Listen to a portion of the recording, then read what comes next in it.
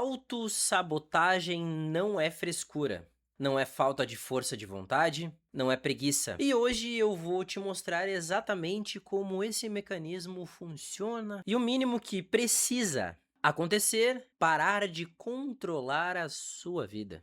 Mas antes que o seu cérebro já tente escapar dessa conversa difícil, achando que esse vídeo não é para quem está bem, que é somente para quem está no fundo do poço.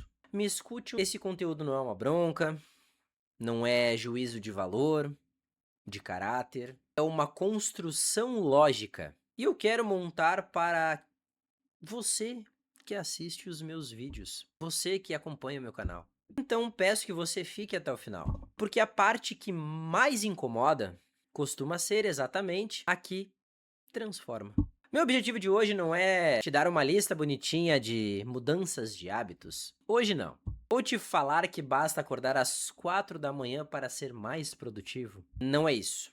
Eu quero te mostrar o que acontece na vida real. E o que precisa minimamente mudar no seu comportamento para sair desse ciclo da autossabotagem e começar a parar de se culpar, de começar de novo. Se você caiu de paraquedas neste vídeo, prazer, meu nome é Julian Chiodelli. Nesse canal eu compartilho conhecimento sobre psicanálise, comportamento, rotina e também desenvolvimento pessoal. Peço para que deixe seu like, se inscreva no canal para a gente chegar aos 200 primeiros inscritos.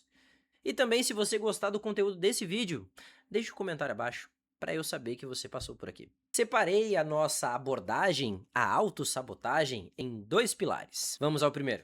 A sabotagem não é um acidente, é proteção. Seu cérebro ele não te sabota porque ele quer te ver mal, quer te prejudicar. Ele te sabota porque aprendeu em algum momento da vida que avançar é perigoso, que tentar e falhar dói mais do que não tentar. E crescer traz responsabilidade, cobrança, frustração. Então, quando você começa um projeto novo, quando resolve mudar de alimentação, quando decide estudar para ter uma transição de carreira, em algum momento vai aparecer você chamado procrastinação. Você procrastina, você abre o celular, cria uma desculpa razoável que você mesmo acredita. Não tenho tempo para estudar, não consigo comer as mesmas coisas, os mesmos alimentos, não tenho tempo para me dedicar a uma transição de carreira, vou ficar no meu trabalho porque ele é seguro e eu já sei o que eu tenho que fazer. E o tempo, o dia passa. Isso não é preguiça. É um padrão de comportamento que você ensinou a você mesmo, para evitar um desconforto de coisas incertas, de riscos que você tem medo de tomar, de decisões difíceis que para você é mais fácil ficar no conforto, naquilo que você já conhece. E aqui entra a primeira microdecisão que você precisa mudar. Parar de tratar a autossabotagem como uma falha de caráter. Tratar isso como um sinal. E toda vez que bater aquela vontade de fugir de algo importante, a pergunta certa não é: por que eu sou tão fraco que eu não consigo? A pergunta certa é: do que exatamente estou com medo? Do que estou fugindo? Pode ser medo de fracassar, pode ser o julgamento das outras pessoas, pode ser a busca pela imperfeição que ela não existe, pode ser a frustração de não conseguir o objetivo, pode ser o medo de mudar, de perder quem você é, como você se enxerga. Mas enquanto a pergunta errada, ela continua sendo feita, a resposta vai ser sempre a mesma: fuga, fugir. É muito mais confortável, é muito mais fácil. O pilar número 2 é o ciclo invisível que mantém tudo igual. Existe uma sequência que a maioria das pessoas não percebe porque ela é rápida demais. Tem um gatilho, uma tarefa difícil, uma conversa desconfortável, uma decisão que precisa ser tomada, aí vem o desconforto. E nesse caso, automaticamente vem o comportamento de fuga. Celular, série, comida, qualquer coisa que te dê um alívio imediato. E depois vem a culpa. E a culpa, curiosamente, vira o gatilho para o mesmo ciclo, para o ciclo do recomeço. É um loop, algo que não tem fim, algo que continua circulando. É exatamente o exemplo sobre tomar uma decisão difícil. Pessoas que têm problema com a alimentação, que têm muitas vezes compulsão alimentar, tem problema com a alimentação? Ela se frustra por uma situação difícil, uma situação desconfortável, ela come para mudar aquele sentimento interno e ela se sente culpada, comeu porque sentiu aquele sentimento desconfortável. E nisso ela vai lá e come de novo para aliviar o sentimento de culpa. E assim fica um ciclo interminável. Isso eu dou exemplo sobre a comida. Pode ser celular, pode ser bebida, pode ser apostas, pode ser qualquer outra coisa. Comportamentos repetitivos também serve. E isso é um loop. E a maioria das pessoas tenta quebrar isso. Tenta quebrar esse loop, tentando ter mais força de vontade, tentando ter mais disciplina, tentando com mais motivação. Só que nenhum desses três vai funcionar e o gatilho continuar sendo ignorado. Porque assim você olha para a causa do problema e não para a consequência do problema.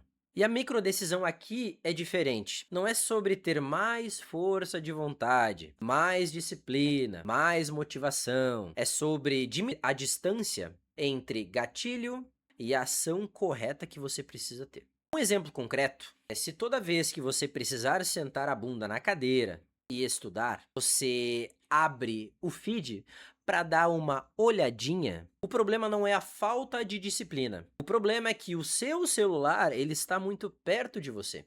A solução não é força de vontade, porque se o celular está perto, vai ser muito fácil alcançar ele. E a sua ação correta é colocar o celular em outro cômodo enquanto você estuda. Parece simples demais. E é exatamente essa simplicidade que as pessoas elas escapam. Elas correm, elas descartam, achando que precisam de algo muito elaborado, um hack mágico, um segredo que este segredo vai fazer com que eu seja produtivo para o resto do dia. Não é assim. E eu separei uma regra aqui que eu utilizo, que é antecipe o ponto de colapso. Eu já falei em outros vídeos de outras formas. E é uma coisa que eu aprendi sobre mim mesmo. É que os dias em que mais eu me saboto não são os dias ruins, que mentalmente eu estou exausto, mentalmente eu estou cansado. São os dias que eu estou mais cansado. É aquele cansaço acumulado que não aparece tanto, mas que baixa completamente meu limiar de resistência e de tomada de decisão. E nesse dia, qualquer desculpa que eu dou a mim mesmo parece razoável, aceitável. Hoje eu mereço descansar. Amanhã eu compenso.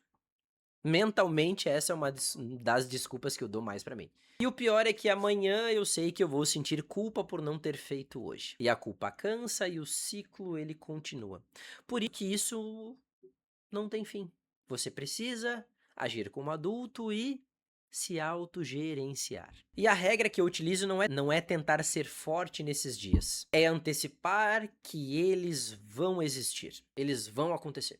E ao mesmo tempo já deixa a minha cabeça mais leve e preparada para os dias de cansaço. E sei que na minha rotina, o dia que eu sinto mais cansaço é na quinta-feira. Então, na quinta-feira, eu separo o dia para não fazer atividades que mentalmente sejam muito exigidas. Segunda-feira, eu gravo todos os vídeos da semana, gravo os vídeos para o Instagram, né, falando de produção de conteúdo. Quarta-feira terça eu começo a editar os vídeos e quarta eu começo a postar. E na quinta-feira é o dia que eu estou mais cansado mentalmente. Porque não é sobre ser perfeito nos dias difíceis, é sobre não parar neles, porque eles vão acontecer, não será a primeira vez e não será a última vez. Aprender a lidar com eles, que eles vão estar ali. Eu separei aqui um checklist mínimo, o que você pode mudar a partir desse momento. Sem exagero, sem listas de 30 itens, só o mínimo que eu faço comigo mesmo. O primeiro é identifique o gatilho. A próxima vez que fugir de algum assunto importante, uma tarefa difícil, uma conversa difícil, pare, espere 30 segundos, conte 30 segundos e se pergunte: o que eu estou evitando? Só isso. Segunda coisa, diminua a distância até a ação. Deixe o livro visível. Coloque a roupa de treino já organizada no sofá. Deixe o celular distante de você quando for trabalhar. Uma distância muito maior que um esticar de braço não alcance. Terceiro item, mapeie os dias fracos, os dias difíceis. Observe a sua semana e analise qual dia para você é o mais pesado mentalmente. 4 item da nossa lista, troque a pergunta: por que não consigo? Para o que está atrapalhando o meu caminho? Quinto item, honre o mínimo combinado com você mesmo.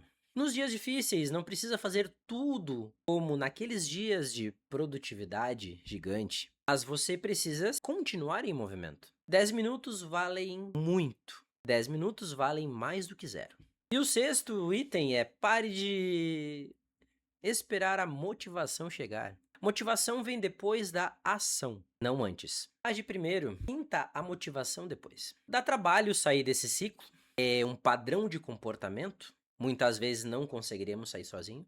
Por isso que eu separei essa lista de 6 itens para você seguir o que eu faço comigo e refaço toda semana para que eu treine meu cérebro a me sabotar cada vez menos.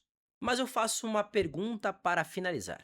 O que é mais cansativo? Ou carregar por anos a sensação de que poderia ter ido mais longe? Se esse conteúdo fez sentido para você, deixe seu comentário abaixo para eu saber que você passou por aqui. E também peço para que você se inscreva no canal para a gente chegar aos 200 primeiros inscritos. Vejo você no próximo vídeo. Até a próxima.